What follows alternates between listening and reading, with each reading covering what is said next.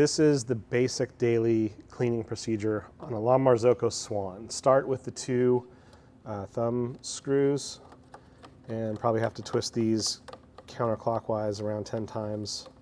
And as you do that, at some point you kind of start to wiggle it.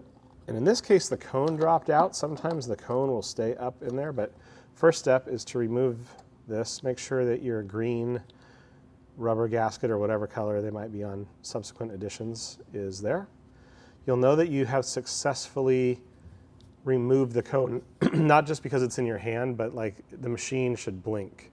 That's normal. It basically says it doesn't see this metal part, so it should do that so that you can't have any kind of an accidental grinding. It won't grind at all. After we've got the cone out, if you have a little silicone brush, or really any kind of brush, about like that, pretty easy.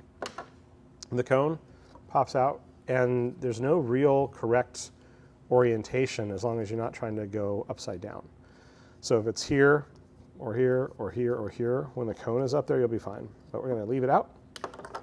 Most of the time, if you then just get up in here with the silicone brush and do a light brush, you'll see a lot of the residual grounds coming out. But there's also one more ring up in here. It's a magnet, so you have to grab a little tine, and then it sort of drops out. The only thing that's keeping this up is these little magnets. The most important thing here is that you inspect these little silicone wipers. They're almost like a windshield wiper. And as this spins around, the little windshield wipers are clearing out all of the coffee. So again, it's no special tools needed. Any kind of a brush, a little wooden painting brush will do. And then you just want to make sure that you do in fact have 4 wipers, because from time to time you might need to replace one of the wipers. So these just slide out and the new one slides in so that it's flush. And again, after removing this, now you can do one more like light brush, and then that should do it. When you go to reseat this, the windshield wipers, there's 4 little notches up here in the grinder that correspond to these 4 notches.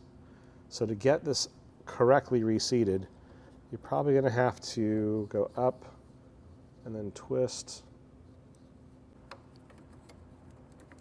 There you go, it clicks in.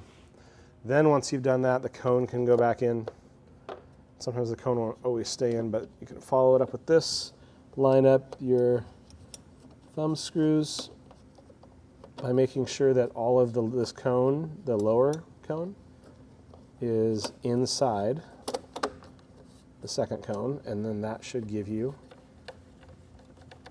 the traction that you need to tighten the thumb screws. And you'll notice we're no longer blinking across the front. We're in production mode. That's it.